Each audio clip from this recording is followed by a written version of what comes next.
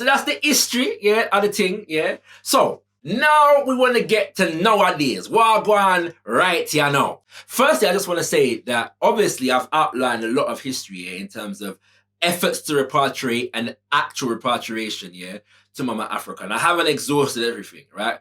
Bearing in mind that many different individuals or smaller organizations actually made that journey and so on. Yeah, there's many, many examples to choose from, right? So why is it that with all of that history, people still just say, well, I don't want to go to Africa. Let's talk about Africa and then go there and rare. Simply because most people are very, very unaware, yeah, of African liberation movements in general, Pan-African ideologies, yeah, in specific. And there has been a deliberate attempt to obscure this history and misinform people about these activities. So a lot of the ideas that people have of the Black Liberation Movement and Pan-Afrikanists and African nationalists, they're just working off stereotypes. Yeah? They don't know really what they're talking about, right? And so hopefully, people are inspired to go through. I've just blitzed it, but check the names, the information, and go through it, you know what I'm saying? And do your own research and get more information. The other thing to note here is that Pan-African or African liberation movements are centered around African people, all right? So the Pan-Afrikanness is about all African people. It's not just about Africans on the continent, and it's never been just about all Africans going to the continent. This is a fallacy. It's an oversimplification, and it's an oversimplification that has been deliberately promoted to infantilize, the movement, in the sense of the fact that it has these very underdeveloped ideas. It doesn't deal with the sophistication of the ideas and the ideologies that come in the name of African liberation and Pan-Afrikanism. And so this idea of Back to Africa movement is one of those oversimplifications that needs to be challenged. It's about African people. So effectively, African nationhood is pursued wherever African people are. And just as an example of this, I spoke about Omowale Malcolm X and the development of the Organization of Afro-American Unity, and the aims and objectives of the Organization of Afro-American Unity read as follows. Having stated our determination, confidence, and resolve, the Organization of Afro-American Unity is hereby established on the 15th day of February 1965 in the city of New York. Upon this establishment, the Afro-American people will launch a cultural revolution which will provide the means for restoring our identity, that we might rejoin our brothers and sisters on the African continent culturally, psychologically, economically, and share with them the sweet fruits of freedom from oppression and independence of racist governments. So that highlights a few things, The first thing it highlights is that repatriation is a process. It's not an event. We're not going to jump up and everybody that's got to, this has never been a thing, right? Everybody just jump up and go to Africa. There's always been a part of a process, of political organization and cultural reorientation, and economic development, all right? Secondly, it says rejoin our brothers and sisters on the African continent culturally, psychologically, and economically. So there are considerations for this rejoining that are not just physical. It's not just about going to the continent. It's about, again, that reorientation process and that economic development and developing a shared psychology, economy, and culture. Yes, that's what it was about, all right? So that should make it clear. So we don't want to keep infantilizing the movement. Now, needless to say, there has been a lot of challenges, all right, with Africans being able to repatriate. We're dealing with colonization and neo-colonization, all right? So the colonizer is not just going to allow you to walk into your nation and establish it, set it up and develop it, all right? So we're dealing with a situation of war. We win some battles, we lose some battles. And that has been the reality. And those realities have affected, the prospects for Africans from the diaspora being able to repatriate or being in a position, to prioritize repatriation. What do I mean by that? Bear in mind, yeah, that after Ghana became independent in 1957, yeah, between 1960 and 1970, there were at least 21 coups, yeah, overthrows of government on the African continent. And that reality created an environment of mass destabilization, especially because a number of these coups were violent.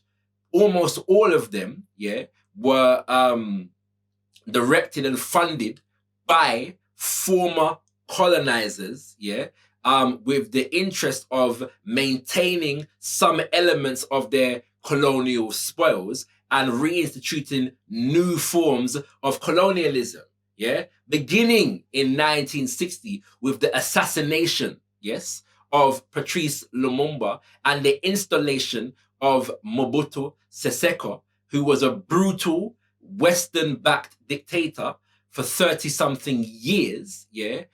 We can talk about, again, the overthrow of Asafa Kwame Nkrumah in 1966. Olympio, yeah, of Togo was also overthrown, yeah. And so, effectively, during this time, yeah, European nations were installing the situation of neo-colonialism. That's another video. But the point I'm making is that a lot of destabilization took place here between the 1960s and the 1970s. And so Africans who are looking to go and to return and to contribute, yeah, to the revolutionary processes that were in train found their intentions stalled by the realities on the ground. That's a reality we have to deal with.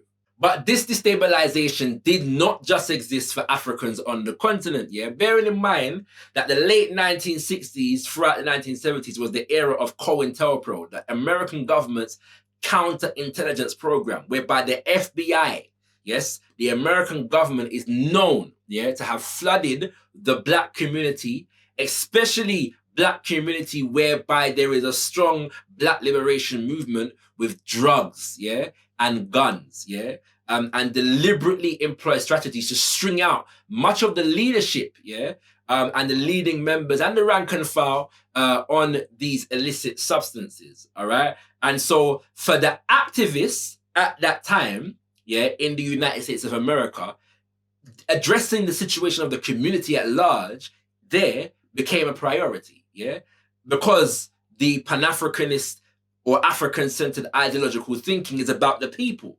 So wherever we are, we have to address the concerns and the situations that are facing our people and try to solve those problems. The same applies, yeah, for the Caribbean. Again, drugs and guns, yeah, political violence destabilized Jamaica for the entirety of the 1970s. Thousands of people died, yeah, every election, yeah, in the name of political violence. And then you have, again, drugs being shipped in to Jamaica, principally, yeah, for the purpose of destabilizing the Black power, the Black liberation energy, especially as it was manifested in the Rastafari movement of that time. In the 1970s, Walter Rodney, yeah, was banned, yeah, from Jamaica as a lecturer, even though he was a lecturer at the university, yeah, for his revolutionary activity. He was later assassinated in his home nation of Guyana. In 1983, the revolution that was taking place in the island of Grenada was halted because of the assassination of Papa Maurice Bishop, yeah? And so, not to mention, yeah, all of the things, the progressive things, yeah, progressive atrocities, I should say, that had taken place in relation to Haiti and the American government destabilizing the economy of Haiti. They had it under occupation in the 1920s into the 1930s, and they maintained, yeah, some level of presence and influence over Haiti's economy, as well as the economy of the entire region. The IMF and the World Bank come into majority African nations in the Americas, yeah, and destabilize the economies. And so the energies, yeah, of African-centered and Pan-African organizing was basically spent, right, addressing those realities, yes. but it would be true to say that even in that context, Africans were still connecting with the African diaspora. Walter Rodney sent a paper, for example. He wasn't able to make Julius Nyerere's Pan-African Congress in 1974, but he sent a paper, yeah, to the Congress. What's his name? Maurice Bishop is known to have attended African Liberation Day observances throughout the diaspora and on the African continent. You'll find pictures of him sitting next to people like Samora Machel of Mozambique. So even in the midst of a lot of this destabilization, Africans from the diaspora were linking up with, traveling to, and repatriating to the African continent. There are a lot of smaller examples that you're not going to know about. So whilst those African organization, Pan-Africanist formations, yeah, are addressing all of those myriads of problems, repatriation is still a goal on the agenda, but it's not necessarily being actively pursued, yeah? And we can engage in some self-critique. Maybe, yeah, maybe there is some room for the idea that it should have been pursued with more rigor, yeah? You know what I'm saying, than it has been. But like I said, you will still find examples of it. Another one is the fact that in 1993, one of the first early African reparations conventions, yeah, took place in Nigeria, and Africans from around the world traveled there. You know what I'm saying? And you'll find the Abuja Declaration on reparations. You can Google that and find that information. Fast forward to today, yeah, there are many activities here whereby Africans are repatriating or visiting the continent. We've had the Gambia Roots Homecoming Festival, the Ghana Year of Return. Sierra Leone, yeah, is providing right of return. They're activating elements of their constitution, which gives right of return to Africans from the diaspora under certain conditions. Ghana gave citizenship, yeah, to a number of Africans that had been living in Ghana for a number of years. You find people in Gambia, you know, campaigning for citizenship rights and so on and so forth.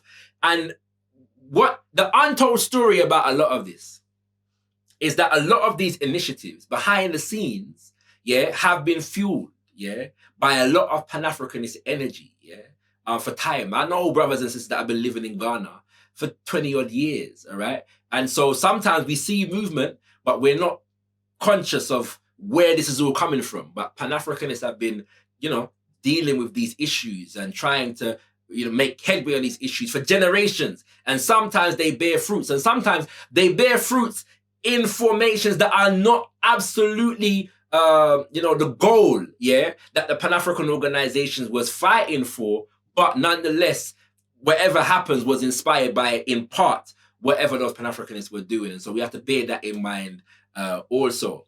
I ain't gonna say much more, you know, because I know some things will go on right now on the African continent with brothers and sisters from the diaspora returning and repatriating, and not just returning and repatriating, but working and building, yeah, on the continent of Africa.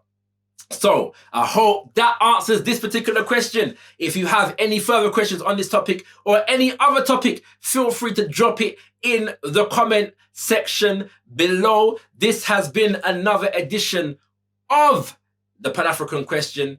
I hope it's been informative. Tenda mwali, kudzama zima mukuru, abibi fahodie, abibi tumi, ashe, ashe, ashe.